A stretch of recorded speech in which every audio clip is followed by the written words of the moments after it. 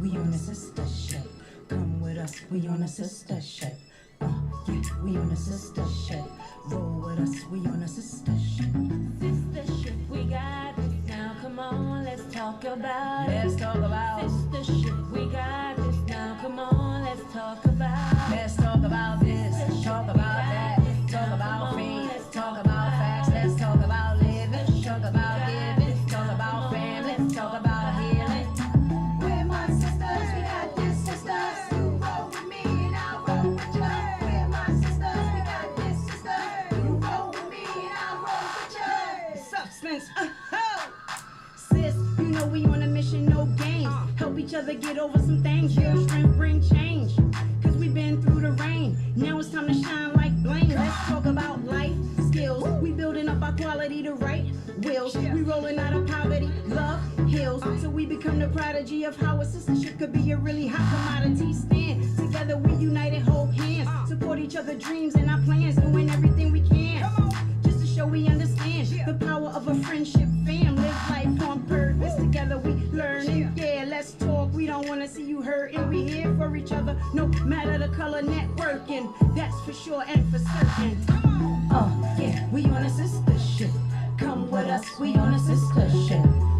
Yeah, we on a sister ship. Roll with us, we on a sister ship. We're my sisters, we got this sisters. You roll with me and I'll roll with you. We're my sisters, we got this sisters. You roll with me and I'll roll with you. Sister ship, we got this now. Come on, let's talk about it. Let's talk about Sister ship, we got this now. Come on, let's talk about it. Let's talk about this, talk about that, talk about faith, talk about facts, let's talk about living, talk about giving, talk about family, talk about healing. We on a sister ship. We on a sister ship. Happy Sister Ship Sunday, y'all. It is Sister Ship Sunday. But guess what? It's just not the sister ship today. We said it last time we came together and said this is now becoming a famship because we have now Absolutely. merged the brothership Absolutely. and the sistership together. Because you know what? When we go through things in life, it's not just about us. Absolutely. Although we want to make it about us. Sometimes we do. But, Absolutely. but you know, we had to let the men into the equation here because, you know, they are, again, without them, there's no us. Without us, there's no them. Absolutely. And we need them and they need us. That's right. And their perspective is important and our perspective is important. And together we can build and become better when we work together rather than Absolutely. separately. There you go. There you go. It's all about unification. Hello. So, speaking of that, unity in the community, right? Unity in the community. So, with that said, we are here right on Gynesis Radio live on Sistership Sunday, which is every Sunday at 2 p.m. Eastern Standard Time. We have Mama C in the house. Yeah. Yeah. We have the Brothership joining us. Thank you. DJ Jersey on Genesis as well. Thank you. Darren Johnson. And your girl, Stefania Johnson, right here on the Sistership. Absolutely. Today is going to be a very important topic, you know, for families, for generations to come, for generations in the past, our ancestors. But we have to talk about this because we are right now in a climate and society where we almost feel like in some cases we're losing what we call generational wealth, right? Yeah. In other cases, we're actually building generational wealth. So it depends on where you come from, how you kind of morphed into this environment, the society today. But it's important to talk about generational wealth and what it actually is and what it can actually become. And how to get there. And how to get there and how to get there. Yeah. So if you are one who understands generational wealth or want to understand generational wealth or are actually in an environment that you're building generational wealth and you have any opinions or questions or comments, 888-304-4401. Call in right here on Genesis Radio on the Sistership Network, Sistership Sunday. Hello. Every Sunday. Every Sunday, 2 p.m. Eastern Standard Time. We'll say that again. Plug. So with that said, let's talk about what generational wealth truly means. Let's go to Darren first. I mean, Yeah, 'cause- I had to look up stuff all weekend. I'm still trying to process and understand, because I think the best example of generational wealth for me Mm-hmm. is Beyonce, Jay-Z, and now their daughter. Their daughter. I hear Mhm. she's already worth like $80 million. Yes, And yeah. how old is this kid? Is she? About 12, 13, I don't even know. 11, Exactly. maybe. She's in her teens. She's in her You teens. know, she's somewhere around there, so I think we need to understand that there are more ways Right. to amass generational Mhm. wealth Mhm. than just through The financial means, or the public people are in the public sector, right? In the public eye, in right? the public eye. Because, and that's exactly it, because a lot of times when we think about generational wealth, we think about all these actors, actresses, big public figures, our ex-president, things of that nature, and we're thinking that, can we amount to that? Can we get there as well, right, in society? Absolutely. And is getting there, is there an age limit to getting there? I mean, I'm almost 70. I'll be 70 in January. So I'm like, okay, can I amass generational wealth starting now, moving forward? Because I've spent most of my life surviving and thriving to a certain degree, so that I can move to next level, but that didn't quite get me to the generational wealth level. So let's talk about what generational wealth, because I agree with you. I think a lot of times we don't think about generational wealth Right. unless we have truly the funds to consider that, wealth. And we got to talk about what wealth really means, right? So with that said, we've got DJ Jersey here. He's also got a lot of financial insights and stuff like that. So, Yeah. we're utilizing him as an asset here because, again, he's got a very good mindset as it relates to finances Yeah. and investments. Yes, he does. And things of that nature. So we want to make sure we're bringing points that would be beneficial for those that are listening in to understand, number one, what it is, how can you amass to it, and again, how do we kind of work together collectively as the current generation for the future generation? So let me chime in and thank you. I love this conversation, and I wanted to listen first, process what was being said so I could provide a relevant perspective. So I want to take it from different levels. So when we first started the conversation, we talked about generational wealth. And our examples were, let's just say Beyonce, Jay-Z, and Blue Ivy, I believe her name is. Yeah. Well, Yes. that is insane generational Yeah. wealth. Yeah, And, yeah. the first concept that financial stability starts at is just, I'll say, a realistic goal. Now, $1 billion probably isn't going to happen in any of our lifetimes unless we hit the lottery. So I think as I've made the journey for generational wealth with my means, I started out very small, and I would give that counsel to anyone else. I did an interesting study as I was, again, pursuing my generation. The odds of a person of color becoming a millionaire is 1 in 256, like when you look at that. So, I mean, that's pretty tough. Now, someone that has been, I'll say, the majority, white person, it's significantly less. It's maybe like 1 in 12 or something like that. So we have to look at generational wealth as a litmus test of what is wealth. They say, and it can be skewed, because if we look at economic data in the United States, it said that the poverty line is less than $40,000. Actually, it's 30,000. They say middle class is 75,000. Just knowing, having some real estate, that's probably not middle class, just based on what apartments cost in quote unquote the hood in Right. areas of the United States, Right. DC or New York or Newark, where I'm Right, from. right. So I think setting the table for what generational wealth is. Now, I can just recount my own experience. My grandparents migrated from the South, like arguably 2/3 of every person of color that's in the metropolitan area. They came from Alabama and Virginia, North Carolina, and some of these states. Right. really as a result of not having economic opportunity. Right. Mm-hmm. So I think, we started out without anything.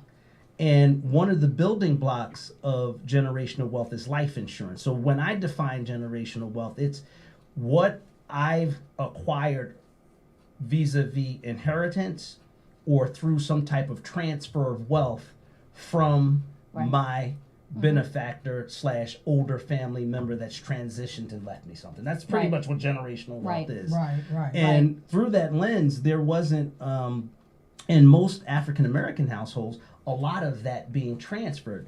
There was once a period, and I have to set this conversation from a historical basis if we're going to intelligently and accurately look at what the path forward is.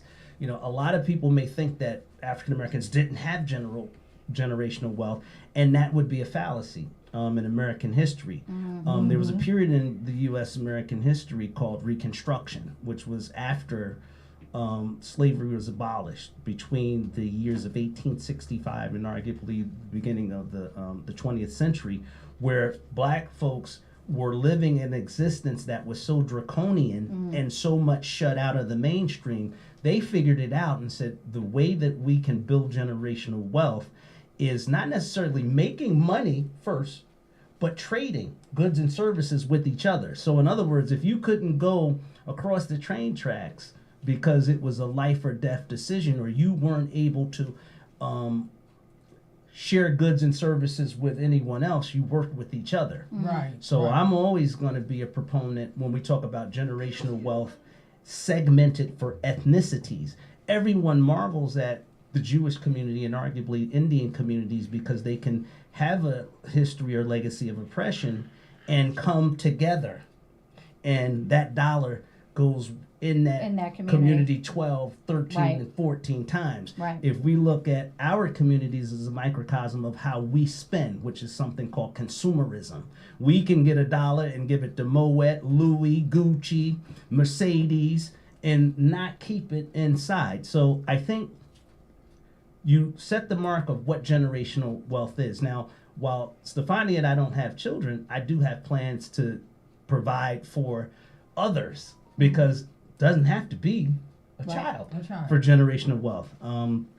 I was a product of an HBCU, so for me, my personal and life experiences, that is the passport of success for arguably any person of color. So in my provisions, I'm going to make sure that a portion of that gets some people through that experience so they could have the same opportunity for me. And that's generational wealth for me, because it doesn't necessarily have to be for a child. It Right. could be for your community. So Right. so let me pause right there, because you basically, and we talk about, there's people that don't have children, right? Right, And right. and a lot of times people relate generational wealth to your kin, right? Your children, etc., and so on. So in situations where you don't have children, and again, it's not just the financial aspects of Right, generational wealth, Right.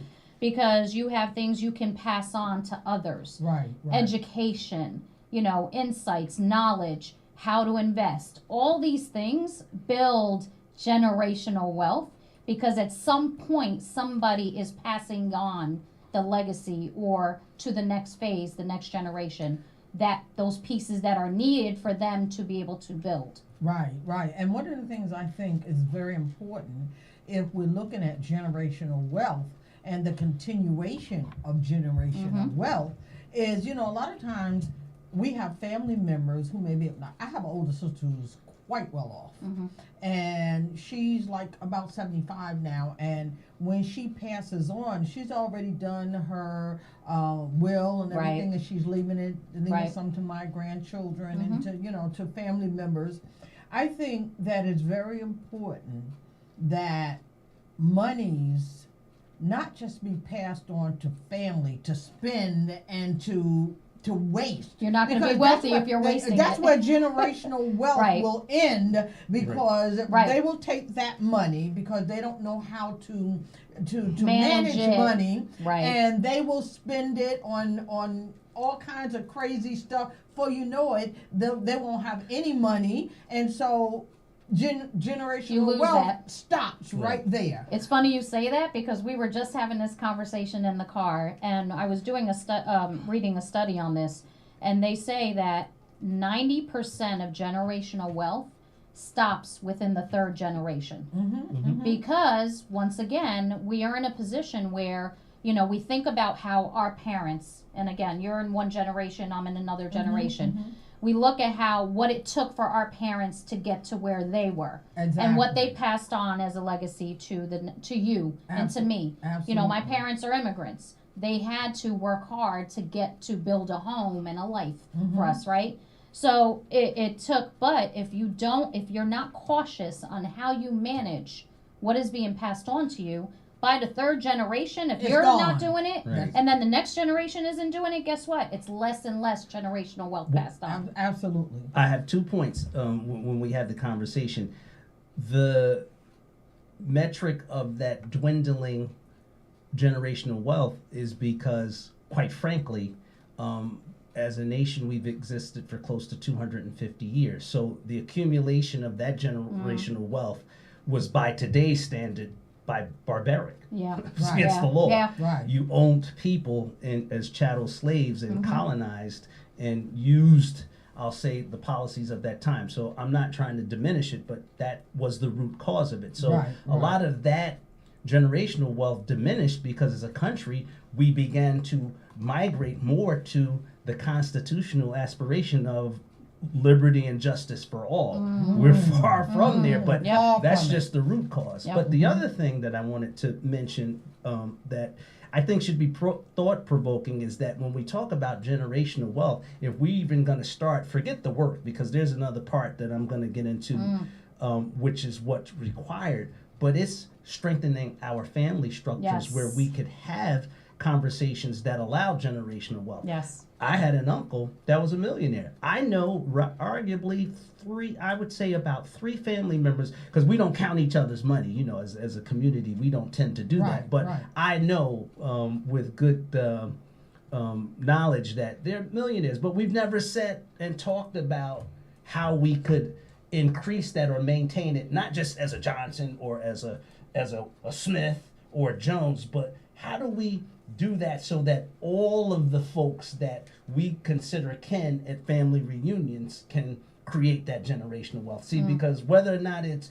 your child or my child, if we're from the same tribe, that's what generational wealth means for me. So when I sit at it from my prism, you know, again, when I'm gone, I'm gone. I've worked very hard to accumulate assets, okay? Right. And part of generational wealth, and I'm going to shift into the how, first you got to work hard. And I'm going to challenge the youth because I see that as a good opportunity. You have to get what you work for or work for what you get. So that's number one. Absolutely.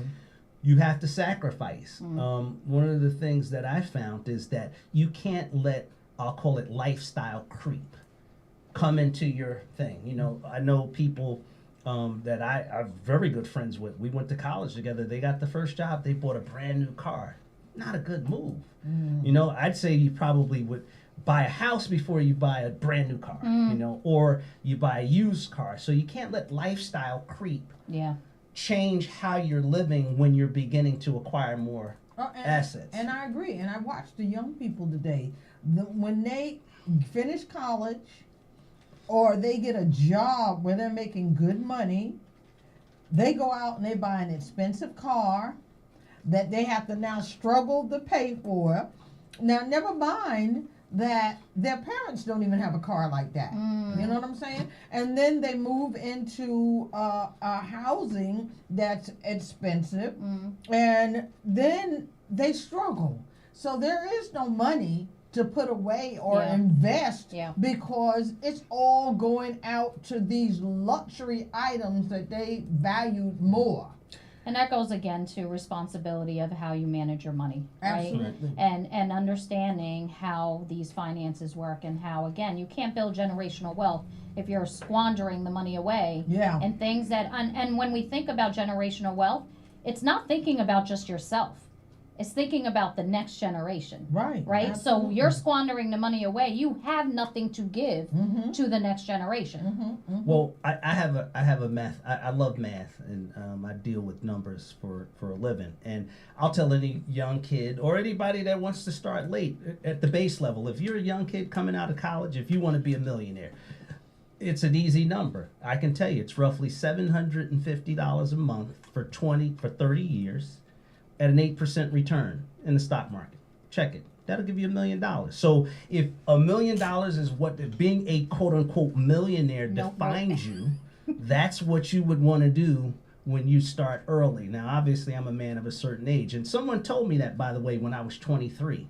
So I knew then from a number standpoint what it would take to get there. Now, 8% is on average because obviously if you're investing it in the stock market, you have fluctuations that could have good years and could have bad years. You could have a recession, you could have close to a depression. But my point is, you can find out what that number is. Now, $1 million, quite honestly, in today's cost of living index, probably is not going to last you because a lot of people think that they may have $1 million at their disposal, but we're living longer.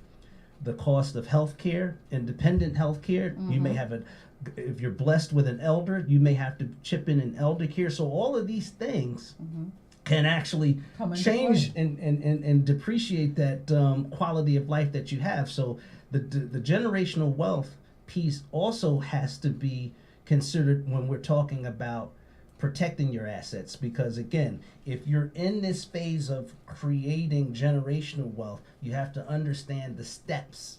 And the first part of it is accumulation of assets. So when you're young, that's when, when I tell my young self, I worked 3 jobs for 2 years. I had a corporate job, I had a sales job, and I had worked in a nightclub.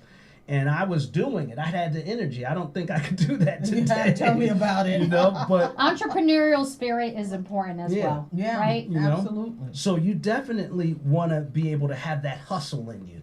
And again, you tie that into your you don't want your lifestyle creep, because I can remember the first time I started really seeing the fruits of my labor. My inner self was like, buy this, buy that. But I was like, no, stick to the plan. You have to have that financial, and I'll say just that discipline, you know? Absolutely.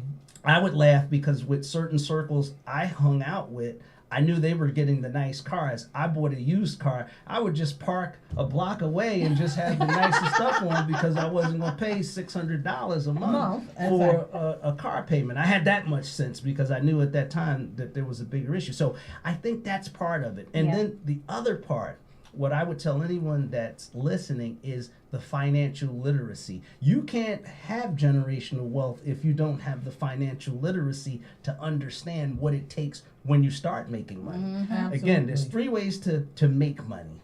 You can marry into it, or it could be bequeathed to you in the form of an inheritance. You can create a product, a good or a service, and create wealth through entrepreneurship, or you could do it the old-fashioned way, which is to get a job. Now, we have to set realistic expectations. Absolutely. If you work a minimum wage job, and there's no disrespect to people that do that, the odds of you having generational wealth are very slim.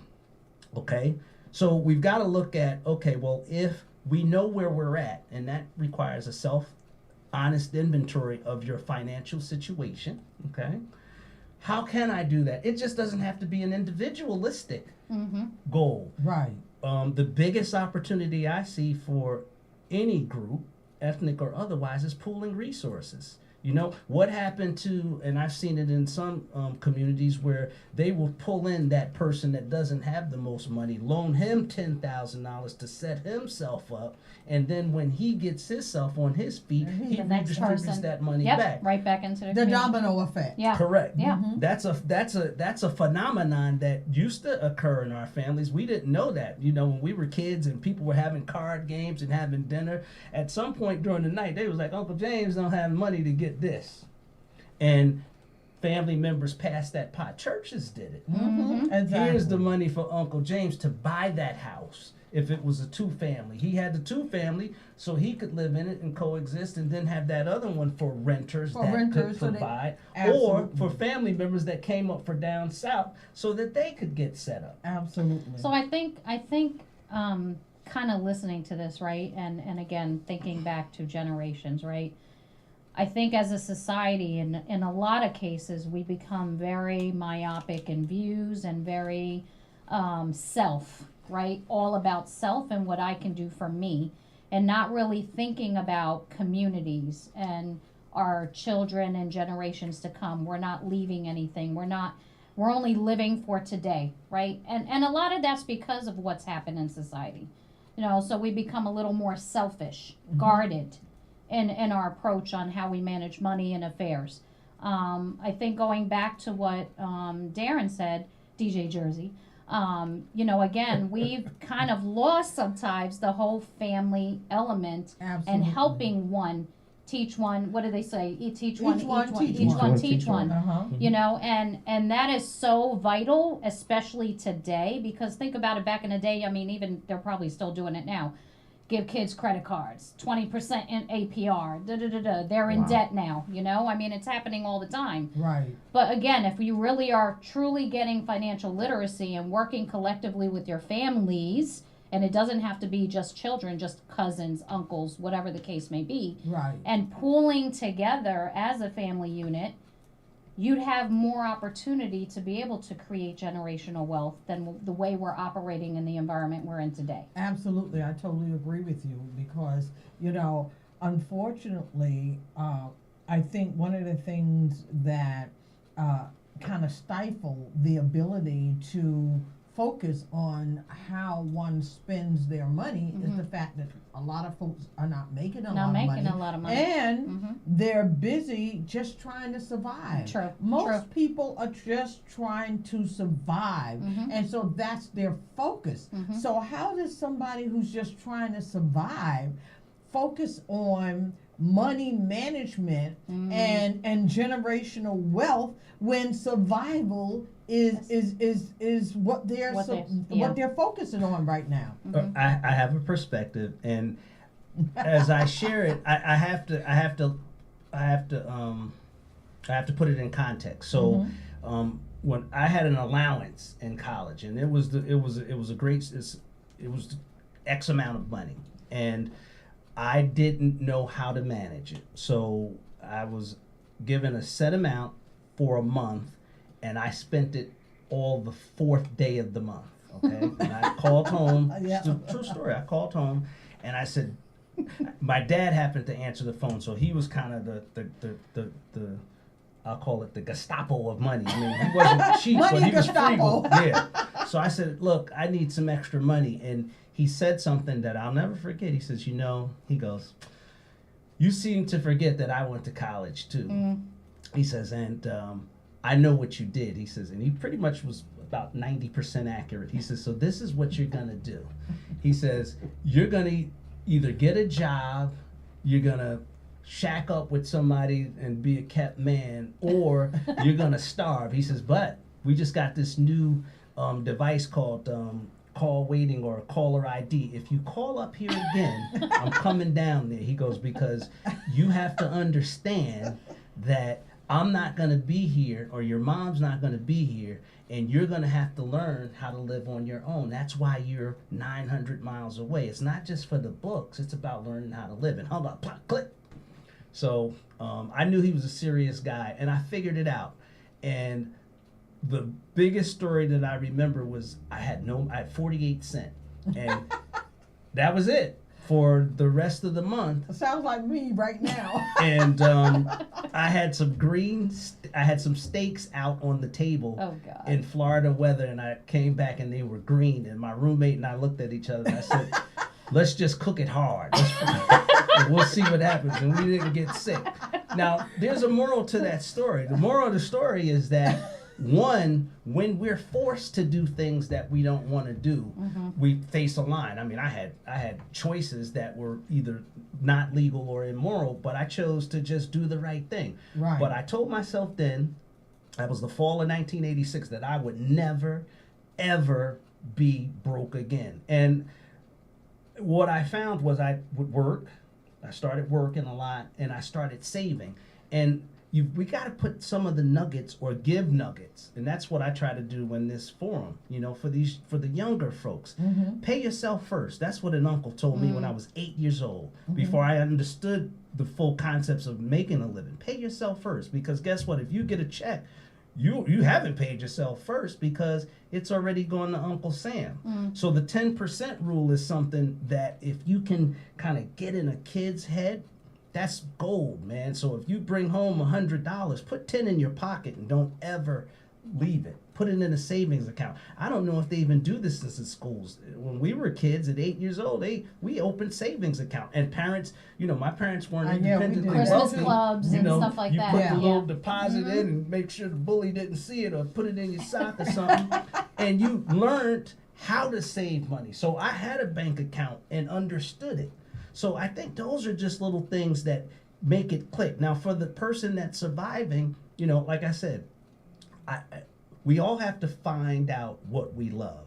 I mean, we live in an age where we can leverage so much technology.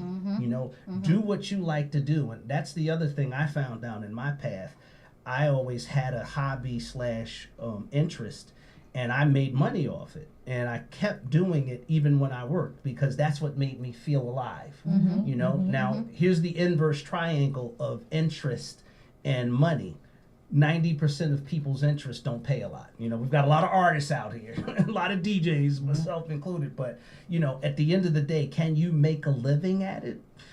You can, if that's what you devote 100% of your time to. But it's got to be all encompassing. I know some friends that have signed record deals in the old distribution channel. But my point is that, if you have an idea or a concept, how many of us spend time doing it? And that's where that self-inventory comes in. That's also where that saying, do what you love, the money will follow, Yeah. comes in. And he's actually making a good point, and yes, you're absolutely right, because now with the age of technology, think about it, your Facebooks, your Instagrams, your whatever, TikToks, next there's something else coming, right? There's a lot of people, again, back to what you're saying, is that if people really, like the side hustle thing, we call it, I did it, I still, have a little side hustle, because at the end of the day, to me, it's about building more on what I have, right? And to help. And it's very easy to get into these areas. Yes, you're going to still have to work your full-time job possibly, right? To make that living, to have the insurance, et cetera, and so on. Because once you get into truly an entrepreneurship position and building there, you have to pay insurance. You have to pay for this. You have to pay for that, because no one else it's not coming out of your regular income, right? But there's opportunities out here today for everyone. It's just wanting to be able to take advantage of those opportunities, even if it's temporary, to get to the next phase. But you have to take the time to figure out what that is. And I think that's important. People don't take the time to figure out what it is that they can do to add a couple more dollars to their income. And I know that's something I'm constantly thinking about. I know where I am. A lot of my finances come into my house to help with my grandchildren, but there are talents and gifts that I have that I keep saying, okay, how can I convert that? How can I amass additional income using my talents and gifts? And I think that's very important. Just do it. Right. I know. Just do it. I know. I'm like, I just want to share something. Yeah. I had this conversation yesterday morning. I don't want to get too deep, but in economics, it's called the elasticity of demand. You can charge whatever the market will bear. Right. Yeah. So I have a property manager. He takes care of some business for me, and we started talking. And I'm going to share a statistic with you, because what you were saying rings true. There are people out here that are barely surviving. So for the listening audience, if you are fortunate enough to have a place, a house, a roof over your head, and you can make ends meet, even though it may be tough, I'll just share a statistic. In some cities, the average eviction rate is running up to 28%. Yeah, Wow. it's bad. Wow. Now, I'm sharing that with you is because this gentleman, we worked for probably, I'm going to say maybe 12 to 14 years together. And when we talk, he's got, in terms of elasticity of demand, he's honest. He doesn't try to rob you. And we work well together. Right. I'm just one of many. So I said, man, you're working all the time. He goes, there'll always be work for me in what I do, because he helps find tenants, he does odds and ends, and like I said, if you go to some of these places you see in the phone book that they're going to charge you 10 times as much. I call him the Walmart of property management because we've been working so long. He does the job, and that's if it's DJing, if it's whatever you're good at. Sometimes you can set your volume metric on being just as good, but charging a little bit less than the competition, so that you can continue to get that business. I mean, I have a great job. I mean, but if I want to go out on the road and DJ, I could do that, but I'd have to do it at the market rate. I don't want to do that because that's my time. Right now, all of my time is going in to perfect, my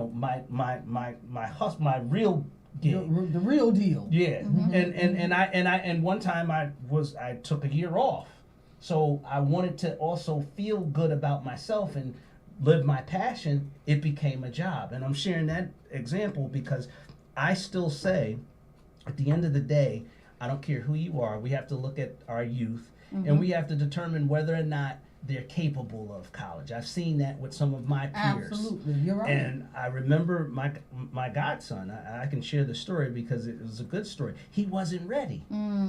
He was groomed because his dad, my best friend, and his father, grandfather, there was a legacy of going to HBCUs.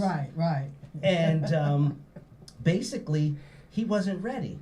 And that happens more often than not. Oh, absolutely. I agree. He needed more time to make that decision in his situation. We have some kids, because they have that legacy or that expectation, they may not be built for college. Yeah. I mean, I know one of my other best friends, he's on the golf course more than I'll ever be because he became a plumber. And he learned the trade. And what he did was I'll say, what should you say? It was a first. He started giving second chance people, throwaways in society, opportunities. And then he hooked into a program and has a portal of people that really want to change their lives around. Started his own thing. And then other people, he started signing government contracts, and he's living the life of Riley. So my point is that you can definitely create spaces for yourself. Absolutely. I think the other thing, when I think about also historically, right? I mean, people have built their own businesses, like, let's say, stores, brick and mortar stores, or the candy store, right? Right. This was Joe, and then he passed it on to his son or his daughter or whatever have you, and in cases like that, I think again we're now in a place where the children no longer want to actually continue to carry on those family family legacies. businesses, Right. which that actually is also generational wealth, is carrying on these family businesses. Right. In some cases, in most cases, and people are like, what, this is not me. Yeah. I need to find who I am, and yes, I would love to carry this on because it gave me an opportunity. However, and I saw yesterday, we were actually at the Latin Fest, I could see children working with their parents in these food trucks and these, food vendors, their parents building these businesses. Right. And teaching their children how to work and make for themselves. And that has kind of been lost as well through the years. Because again, people, to your point is, and to what Darren said is, I need to find out what I love to do. Absolutely. And be my own boss in what I Absolutely. like to do. I would love to have my family business, but at some point that's going to that's not going to be there anymore because that's not what I want to carry on. That's not for me, right? And forcing a child into that environment. Exactly. And there are a lot of kids who don't want to follow in their Right. parents' footsteps. Mhm. They want to do their own thing. Right. And they're not quite sure what their own thing is, Yeah. so they want to travel around. They want to explore and experience. Mhm. So that's today's generation of young people. Mhm. And so I think that while they're doing that, they need to be considering the future. You know, like what is their future going to look like? And if you don't start till you're 90, then chances are you're not going to amass what you need to keep yourself going and living the quality of life that you want when you get to what they call the golden years. Because what I'm finding out is, as someone who's in the golden years now, the golden years take a lot of work. Okay, golden years are not golden unless you do the work Right. to make them golden. Okay, Yeah, they don't yeah. just automatically become golden because you 60, 70, 80 years old. If you haven't done the work, if you're not continuing, because I know people who are in their 80s who are having to go back to work Right. because they don't have enough income to sustain them in their golden years. And this goes back to what Darren was saying early on. It's not something you have to start young with. Yeah. financial Right. literacy. Absolutely. And let me interject, because Mhm. I think I want to also put a little bit of I'll say some education in this, Mhm. and it's something I found. Now, to be fair, my mom, we talk every day, but she reminds me. She said, when you were 8, you were talking about what you wanted to do financially. Mhm. Right. So part of that is, I think, cultivating kids when they have that intellectual curiosity. I didn't know how I was going to get to where I was going to go, Mhm. but I do remember this. But when we get to this point, as it relates to generational wealth, you spend probably 20 to 30 years in income or asset accumulation. Mhm. You've got to now shift that to asset protection.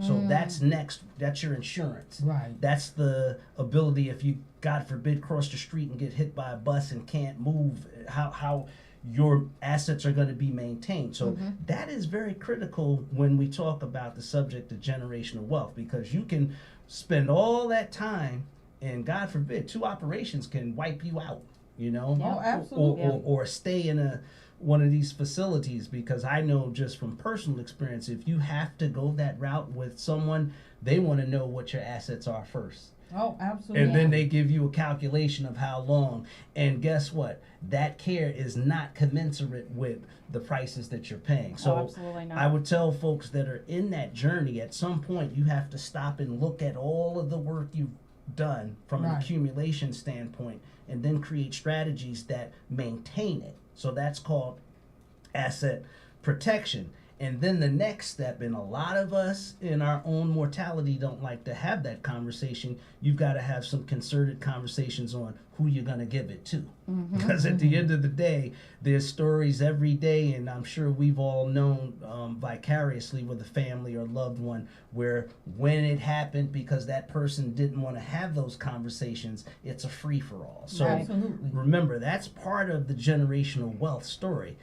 You could have Daddy Warbucks, or you could have yourself that's done all that work, but if you don't protect it, and if you don't have clear delineations of who the beneficiaries of your assets in the afterlife are, Absolutely. you're gonna have a problem. That's a very fair statement. That's a very very good. fair Oh, statement. absolutely. Because absolutely. going back to squandering, right? If there's someone that you're leaving it to that has no responsibility or understands the That's called the trust. that's that right there.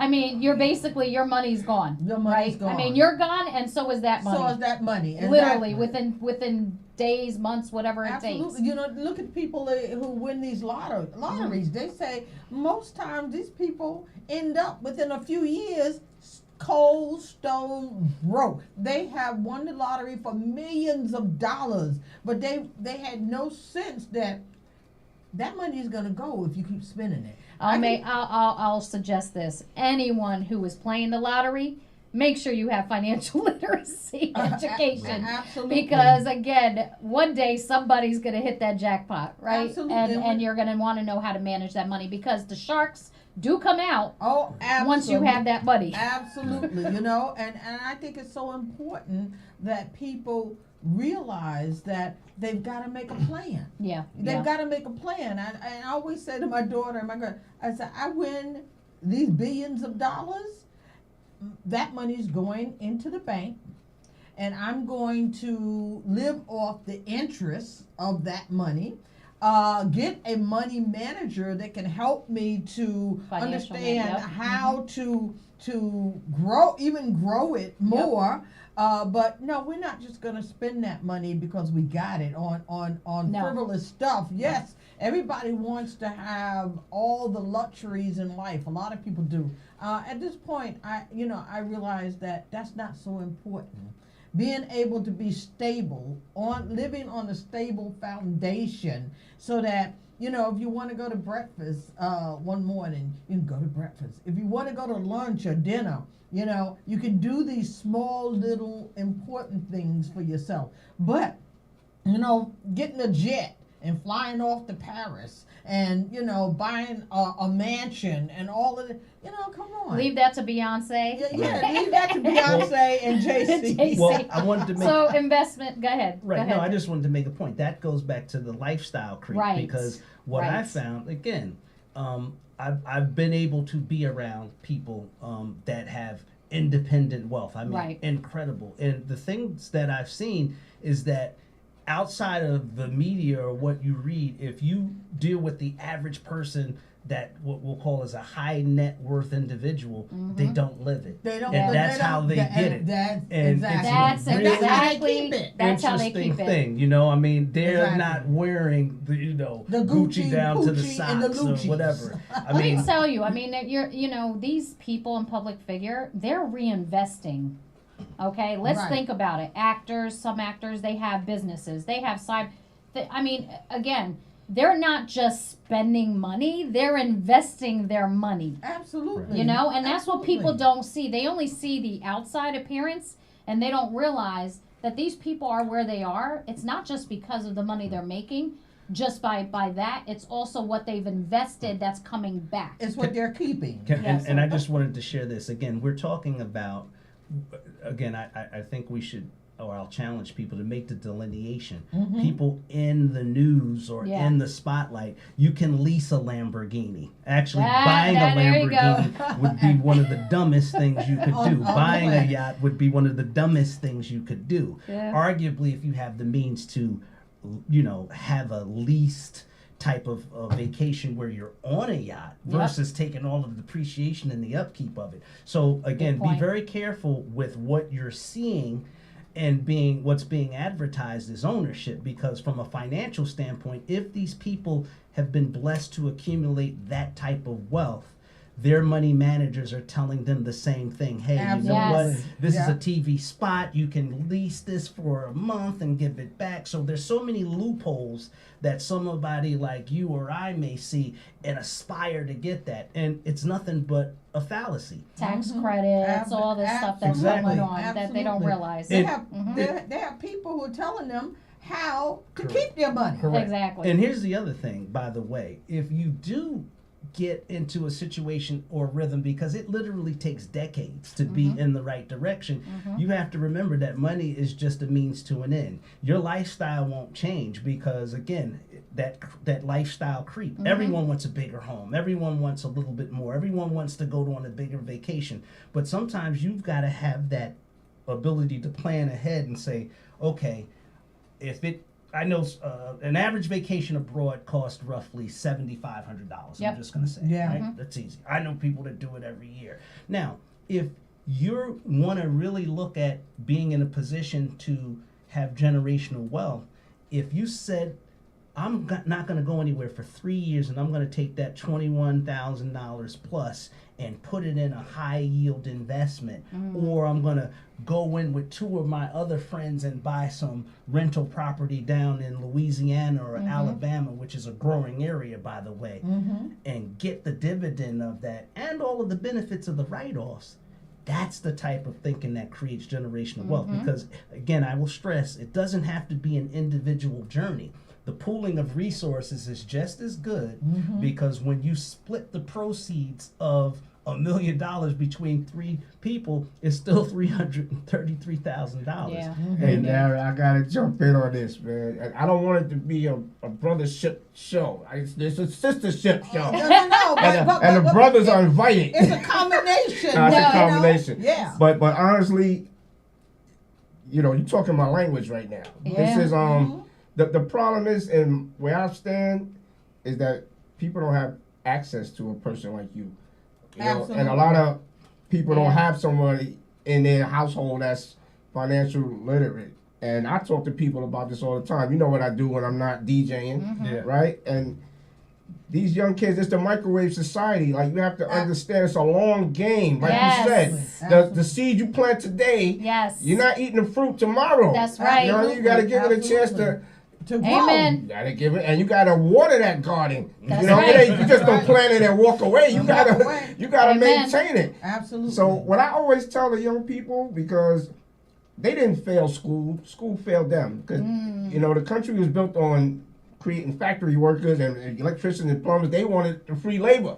They didn't teach you financial literacy unless that was your field of study Right. and you did it on your own. Right. But nothing from 0 to high school.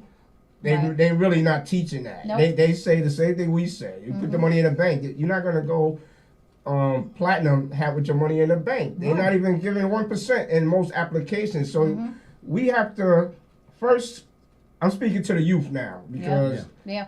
you have to just Google it. Google the Rule 72. Rule of 72. Just Google it. That will explain it in the simplest way I can explain it. It shows you that you have to put your money somewhere else because Johnny got put his money in the bank, and we all put $400 a month in the bank. You're not getting much. You in getting return. 1%. You got a little more knowledge. You might be getting 6 to 8%. She's learned how to cut the middleman out altogether. She's getting 12% like the bank. At the end of the day, you gonna have 100,000. You gonna have about $500,000. She gonna have 1.5. Yeah. The same 400 a month. Yeah. So we have to learn how to work. We got to learn how money works. Yeah. Correct. And if you don't own any property or any house or anything like that, you need life insurance because that's the way to create an immediate estate. You don't have to have nothing to create an estate. As soon as you sign the paperwork, Absolutely. you work for $100,000 or whatever you chose to do, and you can just build it from there. Now, once you get $100,000 stacked, you don't need life insurance no more. You can Correct. cancel that. Insurance is not supposed to be a lifetime thing that we paying. Right. It's supposed to be something just in case. So Until we get our until weight we up. get your weight, Once yeah. you get your weight up, you might not need it as much or Right. whatever, unless you just want to leave your family, you know, Right. a meal or whatever. Right. But the other thing you said, we lose. Our generation did create wealth. They did create wealth. We just didn't, We didn't Get know the how to picture. use it. Right. Yeah, we didn't know how to use it. and we Yeah. lost some of our stuff. I know my family lost some of our assets just because of selfishness and you know lack of knowledge. Absolutely. And by the way, for anyone that's listening, and you know me, I used to post a lot of financial stuff on Facebook for free, only because, like you said, I knew growing up, nobody told me this. You know, to be very honest with you, I'll tell you the story. It was a guy that wound up being my financial mentor. He was a white guy, and he just saw how I rolled. He liked me, and one day I asked him for $20 till payday, and he looked at me and he says, "What do you need $20 for?" I was going out every night, by the way. I was the party king, and I said, "I need $20." He said, "Why do you need $20?" I was like, "'Cause I'm broke." And he said, "Wait a minute," and he pulled me to the side, and it's a true story. He says, "Man," he goes, "let me tell you something." He goes, "You what, 23?" He goes, "I'm 52." He goes, "You make the same amount of money than me." He goes, "Don't you ever be broke." And he just broke it down and showed me and just told me things. And then he would just leave a money magazine on my desk after he read the most one. And I wound up having a stack, and I just started reading it and applied it. So my point is, anybody that wants to understand about money, I mean, you know, I'll give you at least my perspective. I understand the stock market, I understand the bond market, I understand the option market. But at the end of the day, you have to have that discipline Yeah. to be able to take risk. Because when I talk to people, I go, well, number one, what is your risk tolerance? Because if you think you can make $1 million, but you don't want to do that discipline because you're scared you may lose money, or you don't trust banks, or you don't trust this, you will not make any money. Yep. So let's be clear about that. And the Yep. other thing too, before I turn it over, I promise. Before you invest any money, and this is what deters people from building generational wealth, and it takes a discipline. I tell people, before you even start investing, make sure that you have about 6 months living expenses Yes. stacked in liquid cash. Yes. Because when you put that money and lock it in, if it's a CD or if it's a long interest annuity or any interest bearing account that's going to get that compound interest that DJ Rudd speaks about, you don't want to touch it. Because there's penalties and fees inherent with Yep. some of these securities that you're going to purchase that are going to negatively impact or even decrease your investment. So there's pits and valleys along the way. Absolutely. You're gonna look up and you're gonna lose money one day. And if you panic, you're gonna get out too Absolutely. early, Yeah. like Yeah. we discussed. Yep, But absolutely. if you hang in there long enough, it's gonna change. Steph And will that's the long road, right? Go ahead. Yeah. No, Steph will tell you. I lost about over Oh, on the stock $200,000 in during COVID, and I was in South America, and I couldn't get through to my institution, and I didn't freak out because again I've been doing it long enough. I said, okay, well, that's a big bite, but I understood one thing. Instead, I didn't jump out a window like they did in 1929. Yeah, exactly. What I did was I said, okay, stop. Whatever I was doing at that Hold time, back. please stop the bleeding, reset, and understand that it will come back. Now, I'll give you the facts. During that 6-month period between the first week in March and mid-April, the market dropped 37%. Guess what? If you pulled out, you lost that money and you never made it back. Thank goodness I did something different and it came back. So again, investment number one, generational, hang in there. Hang the in peaks there. and the valleys. When there's the valleys, invest more. Yeah. So, and again, and we have to close this up here. But I just want to say this: one first starting area have to have financial literacy. Right. If you don't know how money works, you're never going to be able to manage it.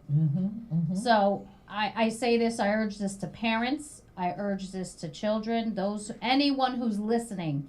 If you don't understand how money works, and it's not just about giving it to the store and buying your milk and doing all that, there's so much more to it to be able to create generational wealth. The minute you understand how money works, and it's not just about the dollar bill in your hand, there's more to it. The more you understand financial literacy, the more you can manage your monies more effectively and create generational wealth. That is for Absolutely. anybody, whether you're struggling today or whether you got the money in your pocket. It's going to be effective for everyone. And what I say I'm also going to say this to schools.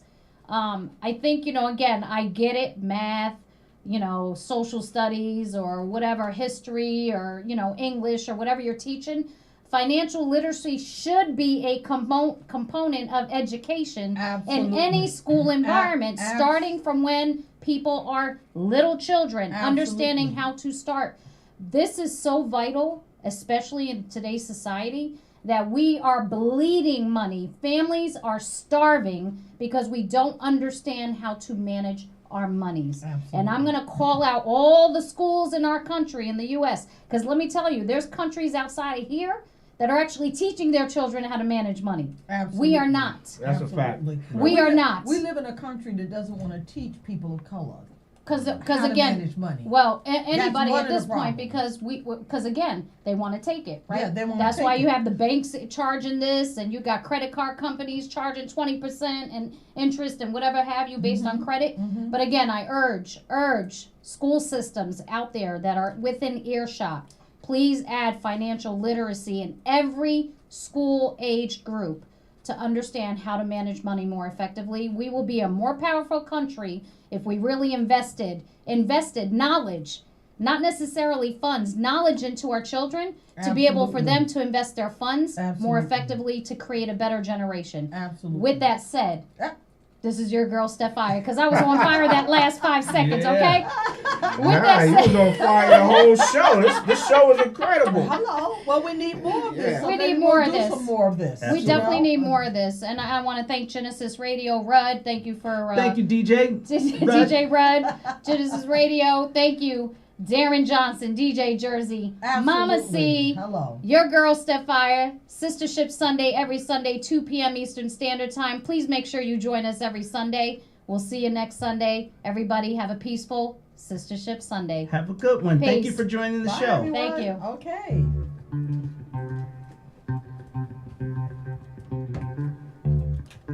Money. Money. Very apropos here. Oh, Lord.